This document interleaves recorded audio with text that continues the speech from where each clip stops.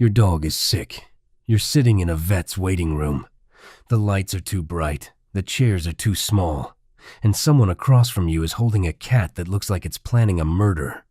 The vet walks out, gives you the diagnosis, and then she says the sentence that ruins your week. It's going to be about $3,000, and in that moment you have three options. Pay it. Don't pay it and feel terrible forever, or pay $25 a month for the rest of your dog's life so this exact moment doesn't break you. This is pet insurance. And here's the thing nobody tells you about it. It's surprisingly young. Younger than your grandmother. Younger than sliced bread. Younger than the entire concept of antibiotics. The idea that you would pay a stranger every month just in case your dog one day eats a sock and needs surgery is roughly 100 years old, maybe less, depending on how you count it. So when did people first insure their pets? When did humans decide that a dog was worth a monthly premium? And why did it take so long? The answer is way weirder than you'd expect, and it tells you something kind of profound about how we used to think about animals. Because for almost all of human history, the idea of insuring your pet would have been considered insane. Not because nobody loved animals, people loved animals, but because of one very specific reason that, once you see it, you can't unsee.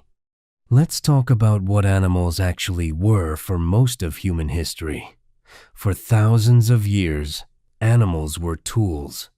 That sounds harsh, but it's the truth.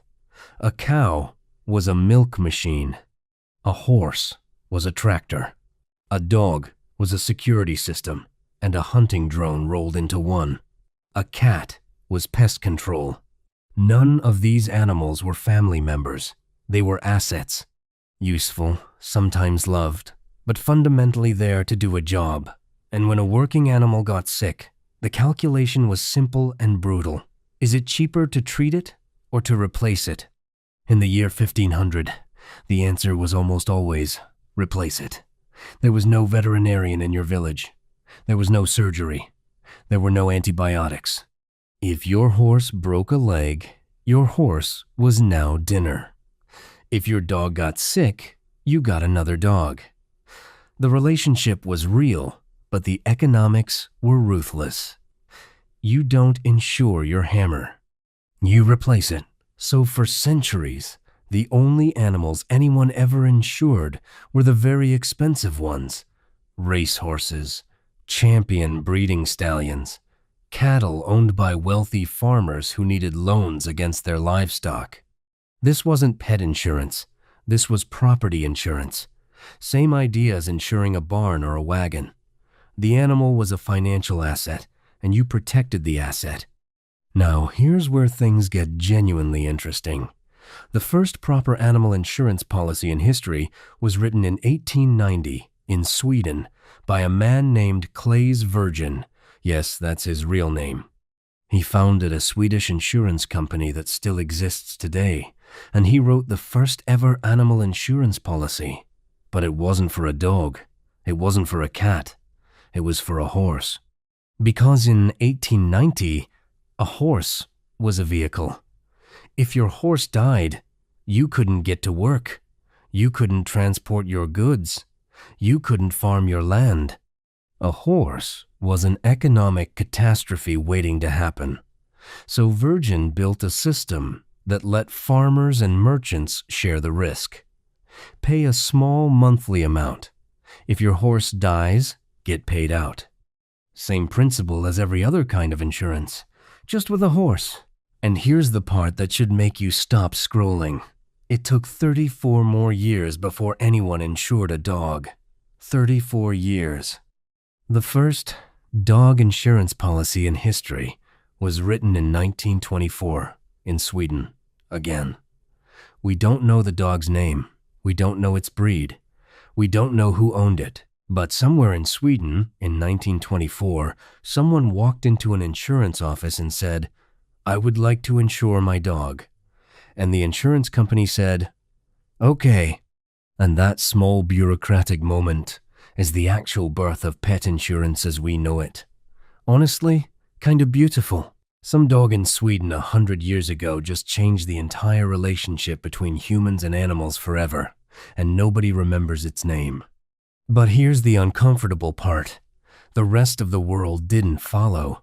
Sweden insured its first dog in 1924. It took the United Kingdom until 1947 to do the same thing. 23 years later.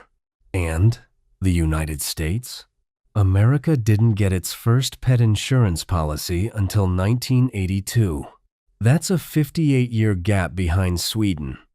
And the first dog insured in America was Lassie. Yes, that Lassie, the famous TV dog. The policy was issued by a company called Veterinary Pet Insurance, founded by a veterinarian named Jack Stevens, who had seen too many owners surrender their dogs because they couldn't afford treatment. Lassie was a publicity stunt. But the underlying problem was real. A dog gets sick. The owner can't pay. The dog gets put down. Stevens wanted that to stop. So why did it take so long?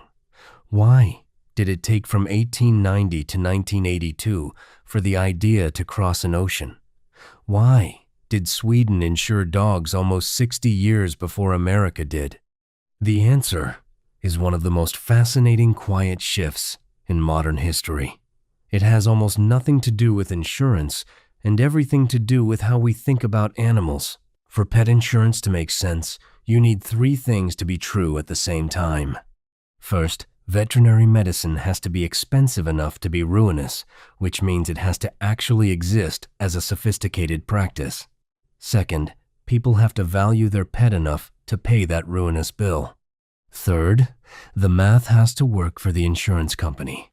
All three of those things only lined up in Sweden first, then Britain, then the US, in that order, over almost a century. Sweden had a strong tradition of animal welfare and a well-organized insurance industry. The UK came around when post-war prosperity made middle-class pet ownership normal. America needed the rise of suburban family life, where the dog became a kind of furry child. And that's the real story here. Pet insurance isn't a product, it's a thermometer. It measures how much we love animals. The fact that pet insurance exists at all is evidence of one of the strangest cultural shifts in human history. We went from animals as tools to animals as family in roughly 3 generations. Your great-great-grandfather would have considered it absurd to spend $3,000 saving a dog's life. Your great-grandfather might have understood it, but wouldn't have done it. Your grandfather probably knew someone who did. And you, right now, are probably reading this on a phone while a small mammal you have legally adopted into your household sleeps somewhere nearby on furniture that costs more than most people in 1890 made in a year. Think about that for a second. The pet insurance industry today is worth tens of billions of dollars globally. In Sweden, about 80% of dogs are insured. In the United Kingdom, more than 20%. In America, the number is still climbing but much lower. The trend everywhere is up. More pets insured every year, more money spent, more people deciding that their dog or their cat is worth a monthly fee that protects them from one bad afternoon at the vet. So when you sit in that vet's office, holding your dog, watching your bank account flash before your eyes, you're not just dealing with a bill. You're standing at the end of a thread that started in 1890 with a man named Clay's Virgin and a horse in Sweden. You're benefiting from a cultural shift that took over 100 years and required entire societies to reimagine what an animal is. You're paying $25 a month because some unnamed dog in 1924 became the first one ever to be insured. And that simple, weird, slightly embarrassing transaction quietly opened a door. Animals were once property. Then they were companions. No, somewhere in that gray area, they are family members with their own insurance policies, their own medical records, and in some cases, their own dental plans. The whole arc of pet insurance is really the arc of a question humans have been quietly answering for the last century. What is this animal to me?